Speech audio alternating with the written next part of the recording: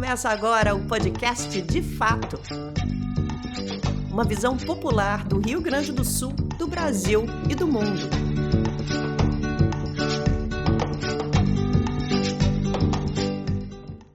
Olá, estamos entrando no ar com o podcast De Fato, uma produção do Brasil de Fato do Rio Grande do Sul, em parceria com os sindicatos bancários de Porto Alegre e região. Estamos aqui novamente gravando nesta bela biblioteca do sindicato, mas em breve voltaremos ao nosso estúdio totalmente reformado. Eu sou Kátia Marco, comigo tocando o programa Ayrton Centeno. Salve, Kátia! Salve, Ayrton! 1º de 2026, hein? É, isso aí. Vamos lá, esse ano promete. Promete, vamos ver. E trazemos já um tema quente, hein, para começar esse ano. Nós fechamos 2025 com grandes preocupações ambientais no Brasil e no mundo. E estamos iniciando este novo ano de 2026 com preocupações redobradas. Aqui mesmo, ao lado de Porto Alegre, há uma polêmica intensa, que já provocou uma manifestação incisiva da Justiça Estadual. Estamos falando de um debate que coloca em confronto a comunidade organizada diante de uma grande e poderosa empresa privada, que, ao que parece, tem como aliados os governos do município e estadual. Mesmo assim, a Justiça emitiu uma primeira decisão favorável à comunidade. Este será o nosso assunto de hoje. De um lado, organizações da sociedade civil de Viamão. De outro, a privatizada Corsã, hoje sob controle da EGEA, que contaria com a prefeitura local e o governo estadual como aliados. Em discussão, as obras da EGEA no município, já em andamento, que não teriam cumprido todos os requisitos necessários e submeteriam a risco os mananciais hídricos de Viamão, risco que se estenderia também ao meio ambiente como um todo. Estão aqui para esta conversa uma deputada estadual que também preside a Frente Parlamentar da Bacia do Rio Gravataí, rio, aliás, que banha 7 municípios da região metropolitana, inclusive Viamão, e um professor, agrônomo e pesquisador. Muito bem-vinda, deputada Estela Farias. Muito boa tarde, é muito bom estar aqui com vocês, começando, na verdade, a nos preparar para mais um ano de muita luta, né? E tendo a oportunidade de trazer o nosso público, o público gaúcho, a população gaúcha, Jamir, eu que tenho o maior orgulho de ter sido acolhida por eles como membro da coordenação desse movimento, um movimento que está lutando para garantir e manter as águas de Águas Claras. Então, estou muito feliz de estar aqui com vocês hoje, Kátia. E que bom, né? Fazia tempo que estávamos querendo esse encontro, né? Verdade. E muito bem-vindo ao pesquisador, professor, agrônomo e aí um dos coordenadores do movimento em defesa das Águas Claras, Jamir Silva da Silva. Obrigado, Kátia. Obrigado, Centeno, pela oportunidade de estar aqui. A honra é nossa de ter ao lado a deputada Estela. Nós temos ao lado 2 vereadores de Viamão que puxaram com o movimento, o vereador Borrega e o vereador Alex, que puxaram o movimento, criando uma frente parlamentar. Nós montamos uma frente técnica jurídica e uma frente de combate que a gente chama. Então, o movimento foi montado em cima de 4 pilares, né, na sociedade para barrar, e conseguimos, via justiça, né, barrar em partes a obra que lá estava sendo feita, que a gente vai ter a oportunidade de conversar um pouco. Com certeza. Ayrton. Bom, eu vou fazer uma pergunta que obviamente é para os dois, né? Um depois o outro, né? Começo com a deputada Estela. Houve uma decisão judicial que ordenou a suspensão das obras em andamento. Bom, para colocar os nossos ouvintes e telespectadores, né, a par do assunto, né? Que obras são essas e de que maneira elas seriam danosas para Viamão? Na verdade, assim, Centeno, agora conversava aqui com o Nilton, que é nosso amigo também, querido, assessor do Borrega, e ele nos lembrava, esta luta toda, eu diria assim, para garantir o abastecimento humano e também de plantações, da agricultura aqui na região metropolitana, ela é uma luta de muitas décadas, muitas. Eu, por exemplo, quando menina ainda, antes mesmo de ser vereadora, já acompanhava o Comitê da Bacia Hidrográfica do Rio Gravataí, quando a gente já lutava por o tal do barreamento do Rio Gravataí, lá ainda no início da década de 80, né, até inícios de 90, porque nós tínhamos já, desde aquele período, falta de água em todos os verões e sobra de água com enchentes em todos os invernos. E isso se dá devido a quê? Ainda no final da década de 60 para 70, o antigo DNOS ele pega o Rio Gravataí e faz um canal para irrigar lavouras de arroz. Então, Renato Ribeiro Bastos, né, que foi dono do Correio do Povo, né, vários, eu diria assim, produtores de arroz da região utilizavam-se eu diria assim, daquele canal. E é desde ali o Rio Gravataí, que, como disse a Kátia, é um rio que menos banha, mas mais abastece 7, 8 municípios da região aqui, especialmente do Vale do Gravataí, já começa a definhar. Então, a luta por garantir água, ela é inédita e antiga na região. Eu digo sempre, eu acompanhei desde muito tenra idade, muito jovem, né? Muitas manifestações fizemos, enfim. E tínhamos sempre a expectativa de que a Corsã um dia resolveria esse problema. Bom, passou o tempo, as coisas não melhoram, como a gente gostaria que melhorasse, piorou, né?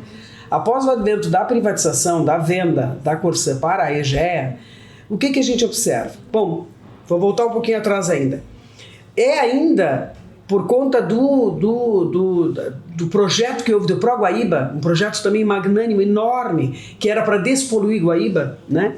Que tratava de fazer toda a parte de esgotamento sanitário, dos mais diversos mananciais que derrubam as suas águas para dentro do Guaíba.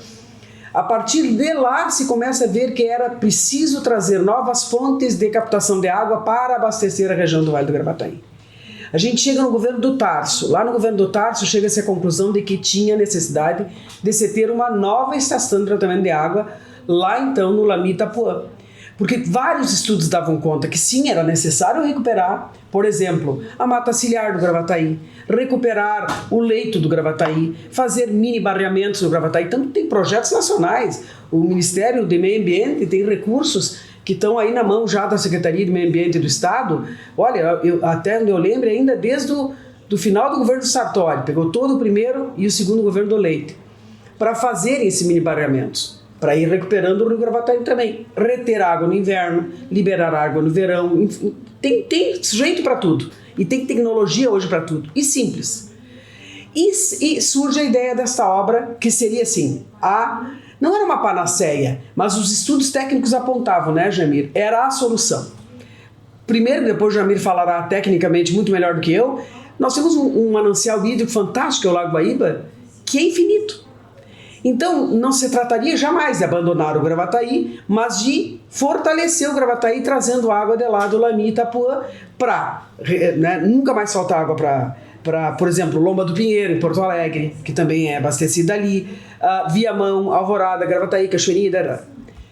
Esta obra, com o advento da privatização, ela foi abandonada. Essa obra que é a estação de tratamento de água. Captar a água lá do Lami Itapuã. Só para esclarecer, ela começa no governo Tarso. O projeto, eu tenho a impressão que a obra em si não foi bem no Tarso, acho que a obra foi lá no Sartori, mas certo. O projeto, o pensar, o que resolveria, foi no governo do Tarso ainda. E aí a obra, bom, não lembro bem exatamente qual é o período, mas o fato é que... Parou. Nós já temos 70% da obra concluída. Foi mais de 100 milhões de reais, alguns estimam em 120 milhões, outros falam em mais, outros falam um pouco menos, né, Jamil? A obra mais cara é a obra inacabada, né? A obra inacabada. E hoje... Dinheiro que vem do governo federal. Dinheiro do governo federal, dinheiro... E aí a gente começa assim, obra inacabada, e aí depois disso eu vou deixar para o meu amigo Jamir, porque ele tem que falar da onde que se chega nos poços de perfurações e poços artesianos lá na Águas Claras, né, Jamir? Muito bem. Obrigado, Estela. Essa obra inacabada, ela faz em 2022, 2023, né, intensificou essa obra dentro do plano de saneamento do município de Viamão. Hoje, o então deputado estadual Valdir Monato era prefeito à época, depois ele saiu, como solução para Viamão. Então essa obra foi aprovada, foi assinada dentro do plano de saneamento do município. Né? E essa obra iniciou, né, a trabalhar ainda no tempo da reposição. Depois foi privatizada e ela continuou com o dinheiro público previsto para ser utilizada. E a captação dela, o plano de operação dessa obra era para abastecer ETA Fiuza em Viamão, que é uma pequena estação, e ETA Alvorada, que aí pega toda a bacia do Gravataí Alvorada, com 90% da água de Viamão vem dali. E essa Itapuã abastecia tranquilamente essa demanda da população. Bom, isso em 2022, 2023 tem a licença de operação para ampliação da ETA, a partir da ETA Itapuã-Lami, da ETA Fiuza e ETA Alvorada, com água tratada, água superficial. Aproveitando todo o manancial do Guaíba, todo o manancial da Lagoa dos Patos, né, assim, que é uma laguna, né, com volume de água fantástico. Né? Tanto é que a 2 km da onde foi abandonada essa obra, na ponte de captação, o DEMAI de Porto Alegre lançou há 3 ou 4 semanas atrás um dos maiores projetos de uma ETA que vai captar água para Porto Alegre. Eu vou depois comentar porque esse fato. Quando trocou o prefeito em Viamão, né, pré-eleição 2024, deputado Bonato, junto com a direção da EGEA Corção, documentaram no próprio site da prefeitura, nos noticiários de imprensa local, que 70% da obra estava pronto para resolver o problema de Viamão no verão passado. Passou a eleição, para surpresa da comunidade, a EGEA bota uma nota dizendo que estava estudando um novo projeto de solução para Viamão, sem a comunidade saber. Em fevereiro, março, o atual prefeito, que foi cassado, né, ele faz um vídeo dizendo que a solução da água viria das Águas Claras, da região de Águas Claras, que fica a 17 km do município de Viamão, em direção ao litoral sul, às praias de Pinhal, Cidreira, à margem da RS 040. E isso foi uma surpresa para a comunidade. Mas a surpresa maior foi quando, em fevereiro, 25 isso, né? 25 de fevereiro, né, em jornal local aqui, foi noticiado pela EGEA que estaria havendo um abandono temporário, né, da obra de Itapuã, para buscar água subterrâneas nos aquíferos de Águas Claras e Coxilha das Lombras. Sobre que argumento? Eles argumentaram que teve problema da enchente do ano passado, que afetou, mas está no documentário que o maior problema era técnico-econômico, ou seja, que a viabilidade econômica para o projeto da EGEA era maior, ou seja, é financeiro. A água subterrânea não existe tratamento, existe apenas colocação de cloro. É mais barata. Mais barata, né? Mais barata. Né? E a água superficial precisa ser tratada.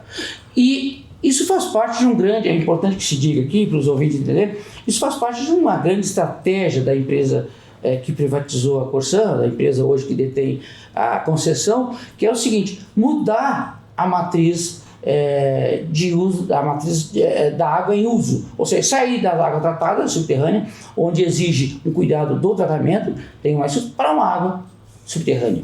Mais barata. Mais barata. Só que as águas subterrâneas são águas protegidas, são águas para não para comércio dessa forma, são águas que são hoje que garantem sobrevivência, né?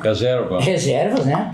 E a gente pode... Sim, esse aquífero, ele fica dentro da APA. Isso. Né? Aí agora eu posso entrar mais na parte técnica. Para surpresa da comunidade, como é que a comunidade ficou sabendo disso? Não houve audiência pública, não houve comunicação da prefeitura, nem do governo do estado, e muito menos da empresa para a comunidade de Águas Claras. A comunidade de Águas Claras é uma comunidade que tem a 17 km de Viamão, uma comunidade que hoje vive em torno de... porque juntando os distritos ao redor dá em torno de 30 mil pessoas, mas Águas Claras é 20, 22 mil pessoas que vivem de agricultura, que vivem da pecuária, que vivem... Tem o maior... área no assentamento Filhos CPE de arroz agroecológico, orgânico da América Latina. Nós temos o assentamento que é dentro da fazenda do Renato Ribeiro, que era a antiga fazenda do Breno Caldas, né? Dos Melim, né? Do Breno Caldas, do Correio do Povo, né? E também, né, tem ali toda uma produção, além de hortifruticultura, uma produção de hoje oliveiras, enfim. Bom, toda essa região das Águas Claras, né, região de Capão da Porteira, região das Lombas, região de Itapume, Santo Antônio da Patrulha, parte de Gravataí, tudo está dentro de uma grande bacia hidrográfica. Essa bacia hidrográfica, né, que compõe o banhado do Chiclumã, o banhado de Itapumes, o banhado das Lombas, o banhado das Águas Claras, ou aqui de Águas Claras, né, e o banhado dos Pachecos, né, que são uma grande bacia que pega água para a cabeceira do Gravataí, para abastecer o Gravataí lá embaixo. Essa área toda está dentro da APA Banhado Grande, é uma área de produção ambiental Banhado Grande. É importante dizer isso, e é importante que na RS40, ao longo da RS40, tem placas sinalizando, ou tinham placas sinalizando, que era a área de proteção. Essas placas, algumas sumiram. Né? Desde fevereiro do ano passado. E quando a comunidade começou a se dar conta, a partir de março, abril, começaram máquinas de grande porte. Por quê? Os poços fazem 1 ano e meio que foram em alguns produtores, alguns moradores locais, dizendo que iam fazer alguns poços para fazer testes, né? Na comunidade local, eles perfuraram, a meta era perfurar 26 poços, perfuraram 6 poços, né? Quando a comunidade começou a se movimentar, pararam. Quando a justiça entrou em ação, pararam. Mas qual era o argumento desses poços? Era para construir, fazer estudos, fazer testes. Então eles locaram algumas áreas dos produtores que lá moravam, das famílias que lá moravam. São 3 poços numa propriedade, um na outra e 2 em outra. Eles têm uma distância de uns 4 km esses poços entre eles. 4 estão muito próximos, mas 2 são mais distantes. E o argumento era fazer testes. Bom, os poços foram cavados, né? Aí quando a comunidade começou a se dar conta, a partir de março, começou a ser implantada uma adutora com 70 centímetros de diâmetro, com maior dano ambiental que eu, na minha carreira profissional de 43 anos, 45 anos entre pesquisa, universidade e Embrapa, tinha visto antes. Por quê? Porque ao longo da RS40, uma parte é dentro da zona de concessão da EGR, e nada foi feito, onde foi arrancado figueiras, foi arrancado butiazeiros, foi arrancado maricás, foi cortado nascentes de água, enfim, né? E enterrado. Abre uma vala de 2 metros de largura, 3 metros de largura, por 4 de profundidade, 3 de profundidade, dependendo da declividade do terreno, né? Bota a adutora lá embaixo, 70 centímetros, e bota as árvores lá dentro. E estava assim, né? Tocando. A milhão. Aí que a comunidade começou a se dar conta, porque impediu, inclusive, o ir e vir das pessoas ao longo dessa obra, né? A gente começou a se dar conta, e começou a procurar informações. Em maio eu comecei a me envolver no movimento, a partir de uma live com o vereador Borrega, né, que falou do projeto. O pessoal já tinha feito uma audiência pública na Câmara de Vereadores, né? Os vereadores que chamaram para buscar informação, e a prefeitura nunca se manifestou, né? A EGE até veio algumas conversas, mas com um projeto técnico de viabilidade econômica. Quando a gente começou a buscar informação técnica a nível de FEPAM, usando os técnicos que a gente conhece, a nível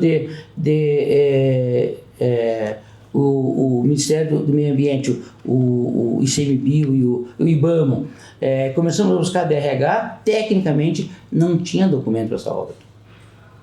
Não tinha licença de operação. A única licença de operação que tinha era para ampliação da ETA Itapuã, com Fiuza e a ETA Alvorada. Água tratada, isso está muito claro na LO de 2022, né? 2023, está muito claro lá. Né? E se começou a buscar daí denúncias, né? Aí o DRH, Departamento de Recursos Hídricos, né, da Secretaria do Meio Ambiente do Estado, se manifestou em maio, junho, dizendo, os técnicos se manifestaram dizendo que aquela obra tinha que parar. Já tinha uma ação, né, um inquérito no Ministério Público, que aquela obra tinha que parar até não ir ter outorga que possa até ter mais estudos. Isso está lá pelo grupo técnico, né? Agora, deixa eu interromper. Sim. Essa região de proteção ambiental é de proteção ambiental do Estado, do município, da União. A área de proteção ambiental, elas são estaduais, e tem partes que tem as águas subterrâneas que são da União.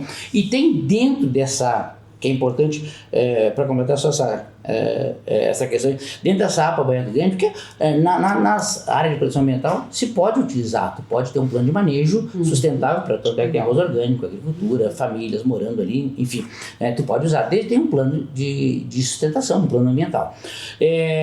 Mas ali dentro dessa APA, e a adutora passou dentro, né, na ponta de uma unidade de conservação silvestre que aí é estadual, mas com regulação federal, né, onde tem a única reserva do Cervo Pantaneiro, né, unidade de conservação silvestre Banhados Pachecos, né, que é dentro dessa área, que vai chegar, fica dentro do assentamento, parte do assentamento, que foi, né, o assentamento que, na verdade, protege, né? Exatamente. Conserva essa APA, né? Isso. O assentamento teve, dentro do plano de implantação de projetos ambientais, projetos reguladores, né? Colocou todas as áreas de proteção dentro dessa unidade silvestre. Isso é uma sacada ambiental muito importante, porque colocou tudo para não ficar pequenos pedacinhos, né? E realmente protege. E dois aquíferos que são importantes chamar a atenção aqui. O aquífero Cochilho das Lombras, ele começa em TAPS, né? Ele raso, ele não é que nem um aquífero Guarani, que é de muito profundo, ele é limitado, ele é finito, né? E ele passa por essa região, vai a Santo Antônio da Patrulha, passa por Barrocada, passa por Viamão, né? E dentro, na cabeceira do Gravataí, também tem um aquífero pequeno, que é o aquífero Águas Claras. É onde esses poços estão instalados. Esses aquíferos são rasos, são em cima de formações de dunas quaternárias, terrenos muito arenosos, muito filtradores, vamos usar essa palavra agronomicamente falando, né? Ou seja, ele muito permeável, ele limpa a água, mas não segura a água. Então, né? E vai cair tudo dentro da bacia do Gravataí. Entre o Gravataí e a parte mais alta da região tem ali uns 16, 17 metros, 20 metros talvez em algumas partes, né? E onde essa água começa, os poços ficam num ponto intermediário, começa a faltar aqui, né? A água começa a faltar lá em cima e vai descer e vai faltar o Gravataí. Essas dunas quaternárias também, essas sim são proteção federal. São áreas de proteção ambiental. Também são em Águas Claras? Na verdade, ali tudo era mar em eras passadas, né? Tudo era mar. O mar vinha ali, por isso que é tudo arenoso, né? O mar vinha ali. Então tem uma cadeia rochosa, né? Que pega por Águas Claras e vai.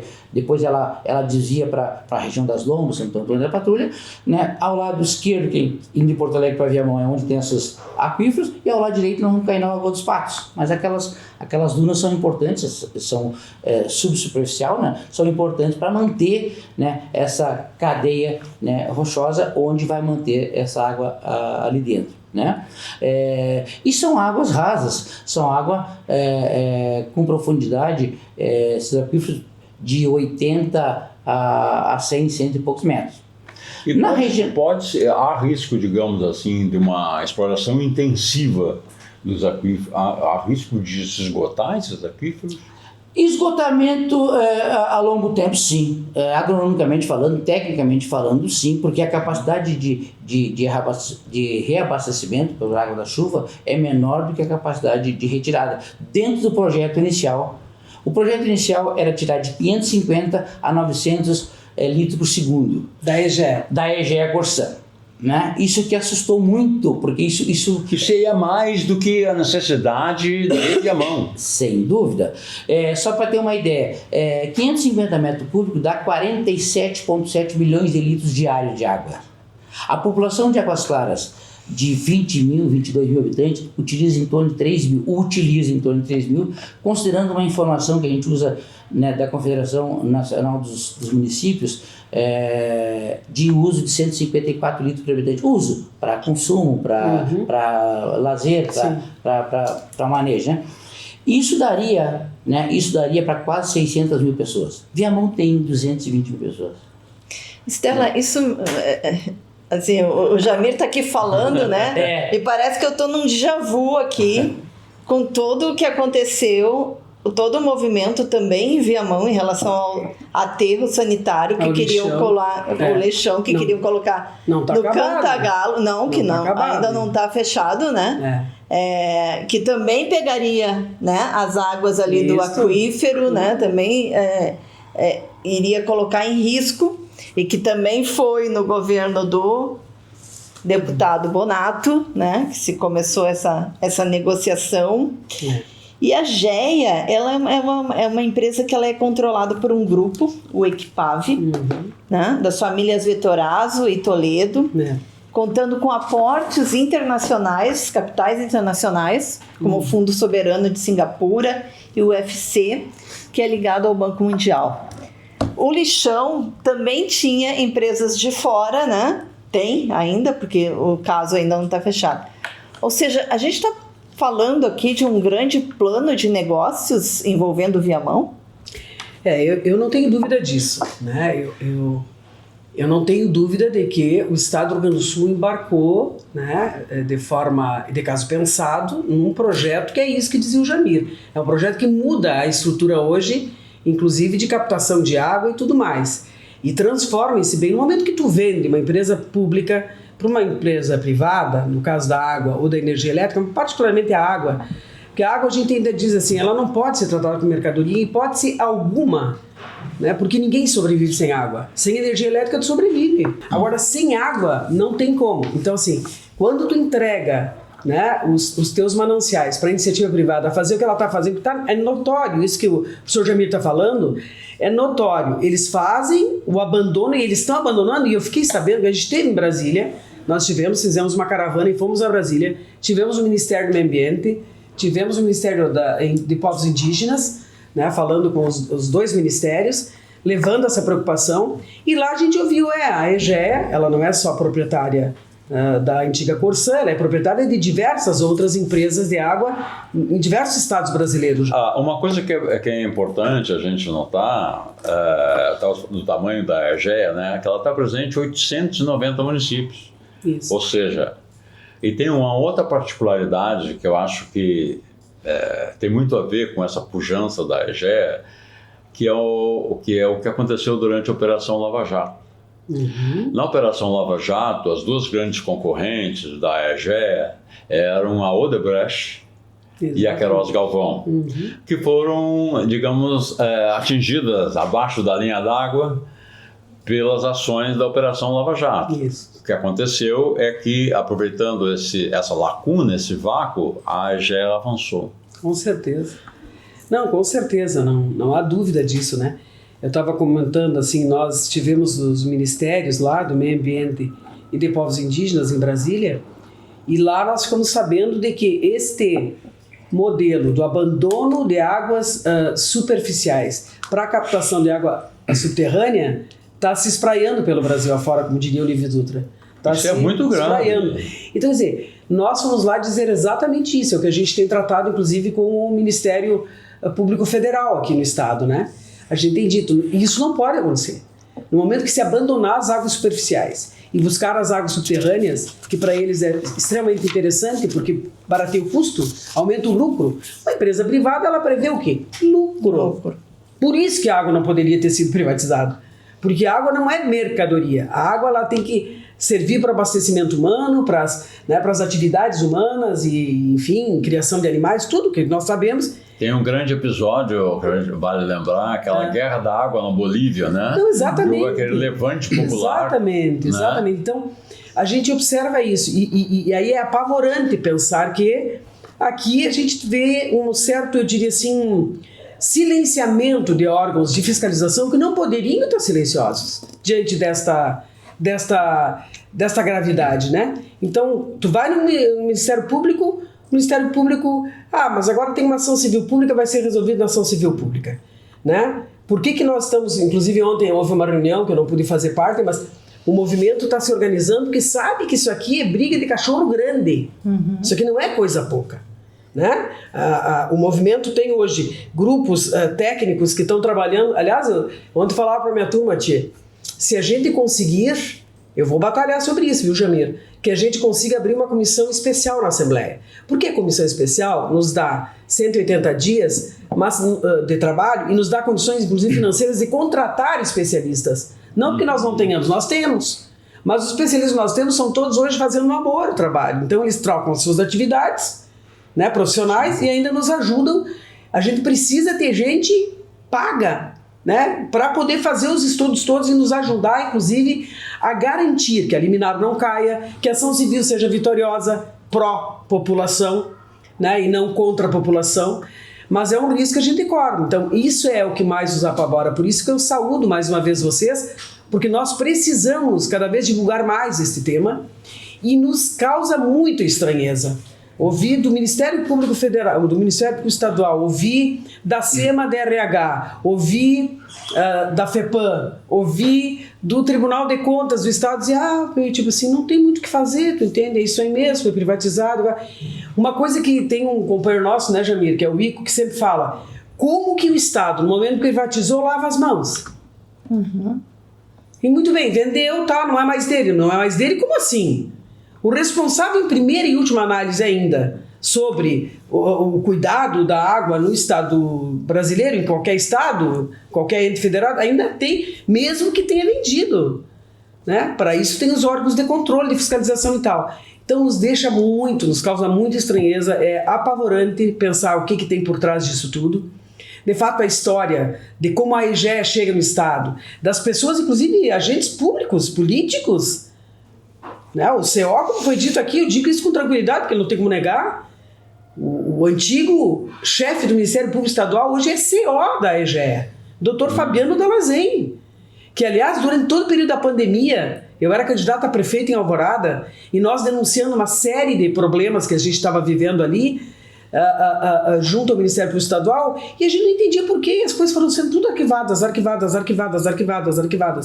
Quando a EGE assume, pouco tempo depois ele é contratado, disse, né, a peso de ouro, para ser o CO. E assim tem outras figuras, né, políticos, inclusive, que vocês sabem, que viraram também agentes executivos dessa empresa.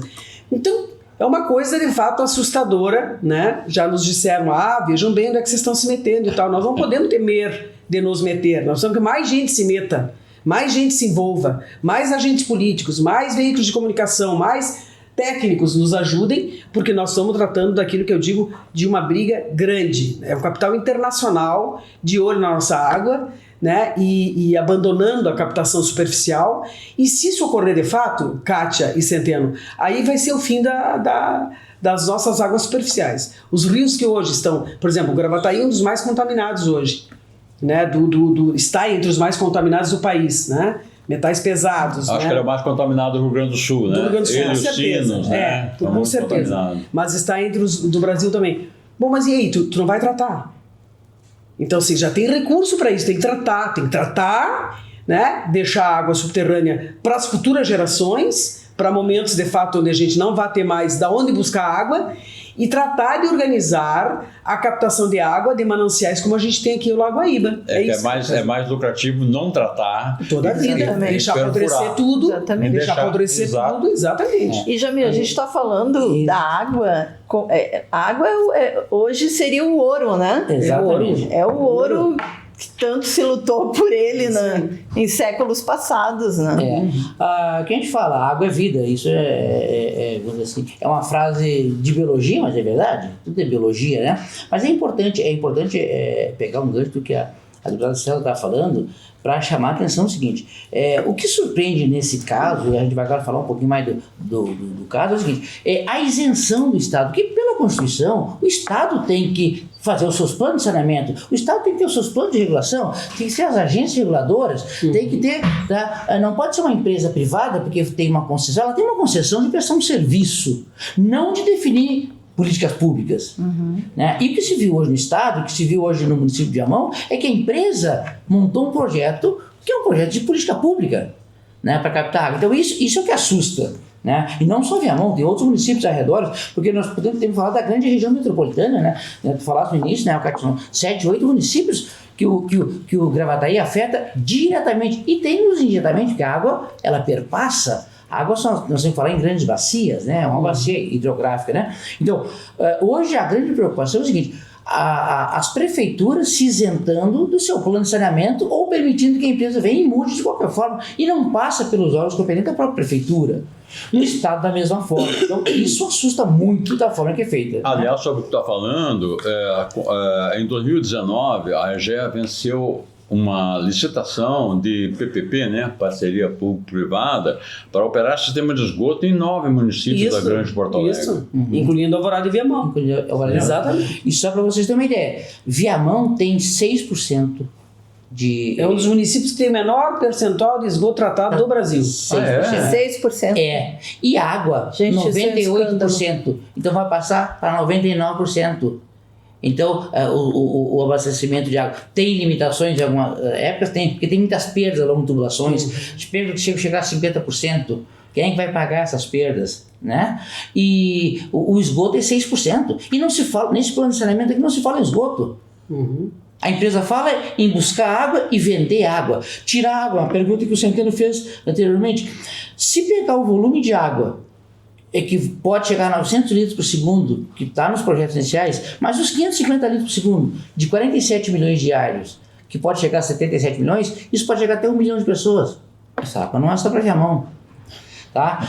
Né? E ali, hoje, a grande rede de abastecimento de água de Viamão, que vem 90% de Alvorada via Gravataí, está interligada à tubulação. Com Gravataí, o sistema Alvorada Viamão, CIAV. CIAV. Sistema Alvorada Viamão. Ele está interligado com outros municípios. Hoje a água vem de lá para cá, vamos considerar que eu seja em Viamão. Assim como do outro lado, o Fiusa, a água que vem de Lamin e Itapuã, né, ela chega em Porto Alegre, porque o sistema está interligado. E quem é que garante que depois de ligar essa água, né, o sistema não vai inverter para lá e vai levar a água para lá, essa água subterrânea, né? E é isso que vai acontecer, que é uma venda, porque os órgãos fiscalizatórios se isentaram de culpa. E esses são os grandes culpados, não os técnicos, né? É importante a gente chamar a atenção disso, Estela. Não os técnicos, é parte administrativa, é parte diretiva, é parte de cargos de confiança, cargos indicados. Isso é importante dizer. E né, também é importante chamar a atenção o seguinte, antes de nós falar do próprio processo em si, que eu acho que é importante chamar a atenção do público que tá entendendo o que se fez aqui. Quando essa obra começou, essa grande bacia que a gente falou, ela tem comunidades indígenas e comunidades quilombolas ali dentro, que também não foram consultadas, que também não foram avisadas, que também não foram sequer chamadas para alguma conversa. Né? Aí entra o Ministério Público Federal, né? Exatamente, que é o que já se conseguiu 2 audiências com o Dr. Ricardo Garner, já 3 audiências, né? Importantes que diga. Tivemos uma última, inclusive, com diretores, um diretor e com advogados da EGE, né? E o que eles falaram? Eles falam que não, tudo que é documento precisar nós apresentamos. Tudo que precisa de algum projeto nós apresentamos, mas os projetos são vou usar a palavra falácia, né, porque é verdade, o que está sendo esse é um projeto técnico, que é o projeto de viabilidade econômica da empresa, como qualquer empresa tem, isso não é pecado, uma empresa ganha dinheiro, faz parte, né, mas não tirar da forma que está sendo feita. Esse é um projeto de viabilidade técnica e econômica, mas eles não têm, é importante chamar a atenção, e por isso que o Ministério Público nos deu a liminar. Depois eles entraram com uma pedida, entraram com um agravo, não foi dado, entraram com o segundo agravo, não foi dado, e na ação civil pública que a gente entrou, também foi dito que continuou com a liminar, sem iniciar a obra, sem apresentar mais estudo. Por quê? Porque essa obra não tem, é importante chamar a atenção, né, não tinha uma licença de operação, uma LO, né, da FEPAM não tinha outorga dos postos, esses próprios técnicos da DRH, né, Departamento de Recursos falaram, se manifestaram, agora conseguiram uma outorga para esses 6 postos, agora conseguiram uma mudança de LO depois da obra da doutora pronta, aí a FEPAM deu, e a gente vai comentar um pouco mais depois, de forma arbitrária. Eles não tinham e não têm ainda um estudo de IARIMA, estudo de impacto ambiental e relatório de impacto ambiental, não tinham um projeto técnico e muito menos consulta ou comunicação ou aviso à comunidade. Isso, né, a parte social, a gente conversa às vezes do ponto de vista técnico, né, Estela, já conversamos várias vezes, o que uma empresa tem que buscar para entrar numa região? Primeiro, é o agrado da comunidade, da população, é social. O segundo é mostrar que o projeto tem viabilidade técnica, econômica e não vai danificar o meio ambiente. Nenhuma das coisas foram feitas, né? E com a conivência dos nossos órgãos fiscalizatórios. Isso é o que mais surpreende. Sobre isso, eu acho que não dá para deixar passar uma coisa que me chamou muita atenção por ser muito irônica, que é o seguinte, eu estava lendo ali o despacho da juíza, né? Uhum. Então, aparece ali no polo das entidades que estão sendo questionadas, né? Que estão sendo chamadas a explicar seu posicionamento, né? Está a FEPAM, né? Mas o nome completo da FEPAM, que pouca gente sabe, é a Fundação Estadual de Proteção Ambiental Henrique Luiz Ressler. Aí que eu digo que está a ironia. A profunda ironia está nisso, porque o Ressler é um grande defensor do meio ambiente. O Ressler é um sujeito que é pioneiro no Brasil. Ele fundou nos anos 50 a União Protetora da Natureza em São Leopoldo, né? E era um sujeito apaixonado pela questão ambiental. Né? Bem antes do Lutzenberger. Não, ele é um inspirador. Ele é um inspirador do Lutzenberger, que mais tarde vai criar a Agapan. Isso mesmo. Então ele cria essa UPN, né, que é a União Protetora da Natureza, lá nos anos 50, ou seja, quase 20 anos antes da Agapan. Numa época que nem se conhecia o termo ecologia. Ninguém falava nisso, né? E hoje, a ironia que eu falo é essa, né? O nome dele aparece num questionamento, sendo questionado, né? Deram o nome a uma fundação que deve ser de proteção do ambiental, deram o nome dele e o nome dele está sendo questionado, obviamente, porque é o nome da fundação, né?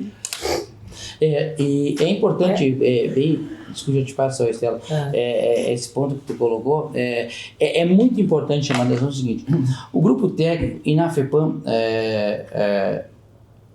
teve lá a FEPAM, se fez denúncia, a FEPAM se manifestou da mesma forma que está no inquérito e depois na ação civil pública aparece a parte do inquérito. O grupo técnico da FEPAM se manifestou lá em maio, junho, dizendo também que tinha que mudar aquela licença de operação, tinha que ter mais estudos aprofundados da própria EGEA Corsan. No inquérito foi chamado a EGEA Corsan para se manifestar em 15 dias, não se manifestaram. Assim como também foi chamado naquela época, né, a FEPAM se manifestar, custou um pouco se manifestar. Mas, aqui tem dois fatos importantes da gente chamar a atenção. O grupo técnico da FEPAM fez uma vistoria, quando a gente fez uma denúncia, dentre outras, né, em 28 de agosto, não me falha a memória a data, em agosto fizeram uma vistoria, dia 30 de setembro mandaram via e-mail, grupo técnico, dizendo, eles vistoriaram 2 dos poços, onde inclusive foi colocado um tanque enorme, que era para ser a base de captação da água, reunir água e depois ela ser transportada ali. E no relatório deles, no boletim deles, está lá claro, houve dano em 0,4 hectares, 0,14 hectares, 1.400 metros quadrados do bioma Pampa, com colocação de 2 dos poços, né? E que danos foram esses? A vegetação, a nascente de água, a animais, enfim, está lá, grupo técnico. Dia 1º de outubro, o engenheiro químico, diretor da FEPAM, diz, não é bem assim. Não, foi feita uma nova vistoria com as outorgas que vão ser dadas, ou ele colocou como dado, mas as outorgas foram dadas 15 dias depois, 11 dias depois, né? Não houve dano, está tudo dentro do procedimento legal. Todo aquele dano de uns 12 quilômetros que arrancaram árvores, figueiras, para botar aquelas doutoras, nós fizemos um relatório técnico, Cátia Centeno, a comunidade, através a gente estava junto, o professor Paulo Braque da URGS, né? Uma pessoa, um pesquisador renomado, conhecedor do ambiente, conhecedor da região, junto com o Diego Fraga, que é um biólogo ambientalista da região, trabalha na região, trabalha muito com licenciamento ambiental, olha muito esses detalhes, fizemos um levantamento e foi constatado, tá? Tem um relatório de impacto ambiental que a gente entregou, né, de dano ambiental que a gente entregou para a ministra Marina, esse relatório, e está, né, está incluso na ação civil pública, né? Inclusive vai ser pedido danos, né? E a segunda análise da FEPAM disse não houve dano, está tudo dentro de um dano aceitável, dentro de um trabalho aceitável. Isso é que a gente fica, a comunidade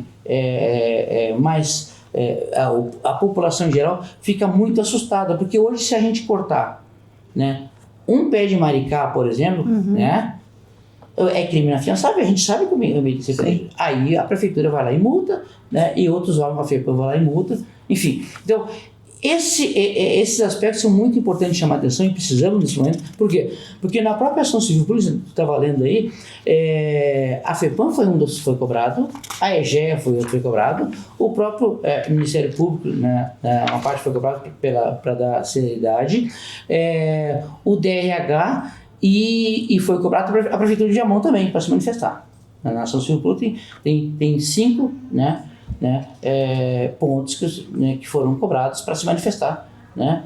Então, o que nós precisamos, né, é que isso fique muito claro para a comunidade, porque hoje circula em Viamão, né, o Cátia, você entende que as águas claras, a comunidade de Águas Claras não quer dar água, não é isso. A água é um bem comum, a gente fala, a água é vida, tá? Mas não, a comunidade local usa poços artesianos, inclusive lá, de pequena profundidade, de 20 a 50 metros, que vão ter problemas sim, que vão secar, né, para uso próprio. O que se sabe da EGEA Corsã, no momento que passar a estandardização, passar água, tubulação de água na frente dos condomínios, tem que lacrar os poços, vão lacrar os poços para pegar água, ou botar um hidrômetro para pegar água que é comercializado por eles. Esse é outro tema, né? É outro podcast, a questão dos condomínios em Viamão, né? Tem-se uma ideia de quantos poços artesianos, esses domésticos, assim, digamos, tem? A gente não sabe ao certo, mas lá se sabe que assim, tem no máximo 10% que são hoje regularizados, porque são poços de 30, 40 anos, né? Mas se fala na comunidade que tem lá em torno de 20 a 30 mil desses pequenos poços, porque as famílias têm, né? E sim, fizeram pequenos poços. Ou seja, 20 a 30 mil famílias, economias vão ter que né? fechar os seus poços. Isso foi o que suscitou também um movimento, né? E comprar da EGEA. Esse problema está acontecendo, inclusive, em Santa Maria já, né? Santa Maria é uma região do estado que já estão lacrando poços recomendados pela EGEA, sob exigência da EGEA. Mas se vocês me permitem, eu queria voltar em 3 pontinhos rápidos aqui que eu acho que a gente pode complementar.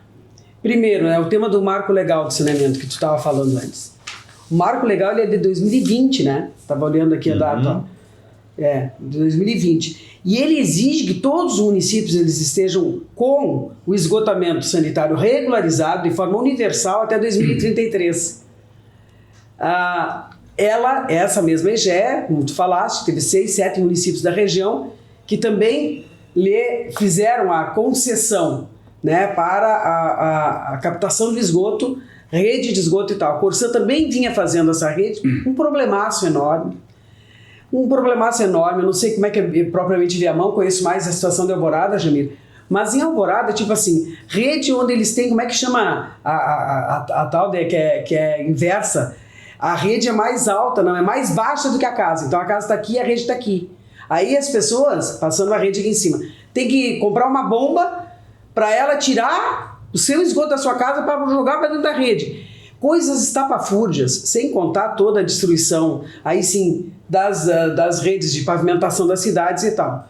Um caos, não sei como é que eles vão resolver. A Alvorada também teve, por conta do governo federal, uma obra de uma ET, uma estação de tratamento de esgoto que, até onde nós sabemos, ainda não está em funcionamento, que também era para atender o mesmo sistema, Alvorada e Viamão, também não sabemos, é um outro tema que nós não tivemos nem tempo ainda para nos debruçarmos e irmos atrás, mas vamos ter que ver. Então isso é uma outra coisa gravíssima, porque também eles não estão nem aí, eles não estão preocupados com a qualidade da água, estão pegando água superficial, subterrânea, que dirá se eles não estão preocupados se tu está com o esgoto correndo a céu aberto ou não, ou se está sendo tratado ou não. E essa, inclusive, era o argumento para a privatização, né? Exatamente, que o resolver e papapá. Então, outra coisa que eu queria chamar a atenção, né? A outorga. As outorgas, quando o governo do estado ele concede, Jamir, isso aqui eu estava me dando conta aqui agora também, ele concede mesmo após a recomendação do MP dizendo que tinha falta de dados conclusivos. Então o governo não poderia ter concedido as outorgas, pois concede. Mesmo o Ministério Público dizendo, olha, não, os dados não são conclusivos, então, portanto, precaução, exija novos estudos, novas informações. Não, ainda assim deram, né? Acho que é importante que a gente diga também. E tu falava sobre o Ressler, né? O Henrique Ressler, que é o que denomina, né? É o nome a quem a FEPAM homenageou, né? Quando ela foi criada ainda lá na década de 50. Pois bem, na verdade, ele cria na década de 50 a tal da União Protetora. Aqui a gente vê nitidamente o quê? Omissão fiscalizatória. Nós chegamos a dizer que tinha... Como é que é o nome aquele? Eu estou com a minha memória meio prejudicada pela Covid. Como é que é o nome daquele termo quando há prevaricação? Chegamos a dizer que prevaricação não é possível. A FEPAM, como órgão ambiental, se omitindo da forma como se omitiu de fazer a fiscalização, né? Ela expressa contradições técnicas cabais, que a gente observa que está dentro, inclusive, do processo. E reconhece crimes ambientais, né? Mas, ao mesmo tempo, atesta a regularidade da obra. Tem coisa errada, né? Então, no mínimo, há um descompasso crucial, né? Entre eu diria assim, o tal legado institucional, da onde ela vem, né? E o seu histórico, a prática atual, no mínimo. Agora, nós chegamos a dizer, eu não sei se isso foi parar na ação civil, mas nós chegamos a comentar muito sobre o tema da prevaricação. Há indícios fortes de prevaricação, né? Então, a gente está falando de uma coisa que ela, de fato, é assustadora e a gente vai ter que brigar muito ainda. É interessante isso, né, Ayrton? Porque a gente está falando aqui de um grande escândalo, na verdade. É um escândalo, né? E é um escândalo que está silenciado. Completamente silenciado. Porque não é só os órgãos públicos, a imprensa também, né? Não está tratando sobre isso. O jornalismo escolhe os seus escândalos. Exatamente. E é importante, Cátia Centeno, chamar a atenção. Na verdade, em alguns momentos a gente diz, houve omissão da FEPAM. Não houve, até foram lá. Mas o ponto mais importante e mais grave é isso. Até foram lá, os técnicos foram lá e atestaram que teve dano, e depois um diretor, né, diz que não houve dano. Então aí começa as dúvidas, né? Aí que a gente usou a palavra prevaricação, que aí pode ser incompetência, né? Nós podemos botar no grupo da incompetência, pelo desmantelamento que o governo do estado fez nos órgãos fiscalizatórios, nos órgãos ambientais, nos órgãos... destruiu com o Código Ambiental. Exatamente, né? Então isso a gente pode colocar na incompetência, né? Mas também podemos colocar na questão seguinte, na vistoria, na avaliação ou nas decisões passionais, né? Vamos dizer assim, que tem algum outro interesse atendendo uma demanda externa de um órgão público que deveria se fazer fiscalização, né? E eles não param por aí, se tu me permite. Nós tivemos, essa semana eu recebi uma ligação de um membro do Comitê da Bacia Hidrográfica do Lago Guaíba, tá? É uma pessoa conhecida nossa, inclusive, né? De todos nós aqui que somos envolvidos com as questões ambientais. Eu não me recordo o nome dele aqui agora. Veio me dizer que semana passada houve um passeio. Acho que nós somos convidados. Eu também fui convidada, mas, enfim.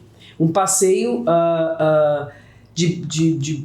não é o barco escola da PNVG de Gravataí, é outro. Mas um passeio no Lago Guaíba, promovido pela EGEA, com membros do Comitê Gravataí, o Comitê Lago Guaíba e o Comitê Sinos.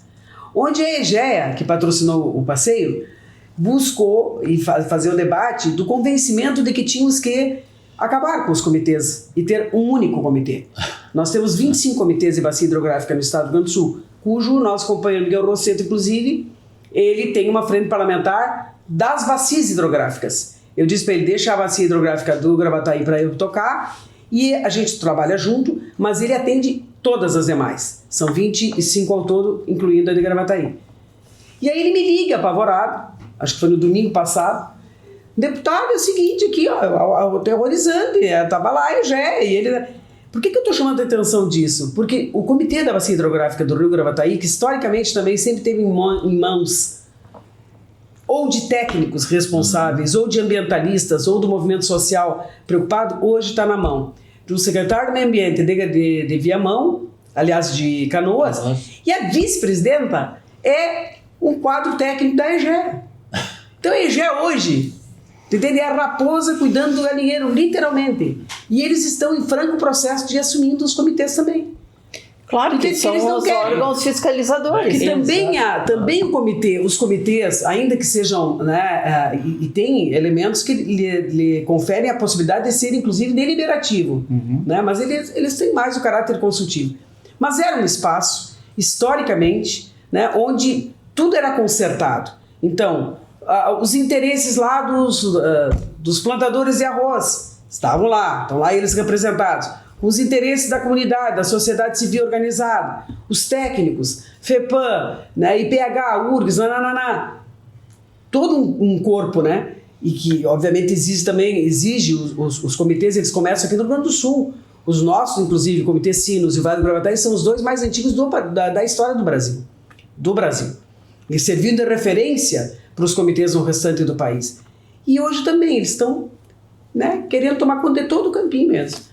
Então, efetivamente, não há como a gente calar diante disso, não há como, a gente precisa relatar isso, a gente precisa mexer nisso, né? Sabemos que é uma ação, ela pode ser derrubada a qualquer tempo.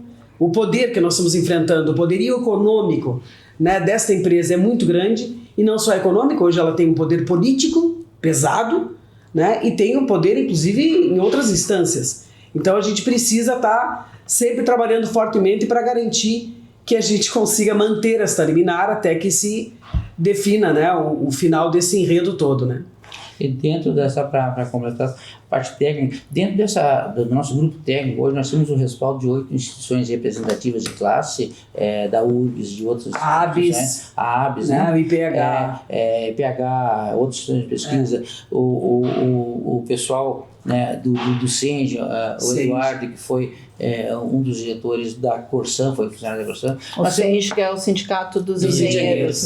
Tem também uma parte que a gente já conversou com eles, já apresentou. Nós temos dentro do nosso grupo técnico o Luiz Henrique, que é o ex-funcionário da Corsan, né? O ICO. O ICO, né, que a gente chama o ICO. Né? O professor Cláudio Fiores, do IF Sul de Viamão. Nós temos o Sérgio, que era o presidente do comitê, Sérgio Cardoso, que era o presidente do comitê, que foi tirado do comitê da Bacia do Gravataí, né, numa manobra que foi feita, que aí entrou, conforme a Estela falou, o secretário de Canoas e a engenheira ambiental da EGE. Né. Nós temos hoje o Marchiori, que é um geólogo que conhece muito a região, foi do DRH, né? Foi DRH, que participou de outorga, conhece muito a região ali, conhece esse ambiente frágil que é esses dois aquíferos, né, que é do grupo técnico nosso. Nós temos a doutora Andréia, o doutor Omar, da parte jurídica, junto do grupo técnico. Então, nós temos um grupo técnico hoje, né, o Diego Fraga, o professor Paulo Braque, a professora Maria Luísa, da URGS, tá? A gente tem, que nem na reunião com o Conselho Federal, o advogado da EGEA, né, disse, não, eles estão criando narrativas. Não são narrativas, nós temos fatos científicos, técnicos, nós temos a ciência, né? E para botar uma informação importante, né, Estela, das águas superficiais, a gente tem mais, buscou esse trabalho, Ribeirão Preto, né? Aí é aquífero Guarani, que é muito mais profundo, tem um volume muito maior de água, né? Ele perpassa estados. Tá com problema 20 anos depois que foi colocados grandes poços artesianos para extrair água para várias atividades, já estão com problema de contaminação e problema de retirada e problema de falta, né? Então, nós estamos falando do aquífero Guarani, tem trabalho de Ribeirão Preto mostrando isso, né? Inclusive, com 2006, um grupo de consultores técnicos e ambientalistas disseram, vai ter problema, 10, 12 anos, né? E aconteceu realmente o que estava previsto, que a ciência prevê. Né? E aqui não é diferente. O que a pesquisa mostra? O trabalho do professor Maria Luísa, o trabalho do Marchiori mostram realmente que nós temos aquíferos frágeis, importantes, mas frágeis, né? Que com esse uso indiscriminado, sem o Marchiori bate muito por isso. Tem que ter um IARIMA, um estudo de impacto ambiental, porque é um grande empreendimento. Para poço artesiano, não precisaria fazer para um poço artesiano. Mas essa foi a grande sacada. Eles começaram a pediram a outorga dos 26 poços, só que um a um. Quando o pessoal se deu conta, era a mesma bacia.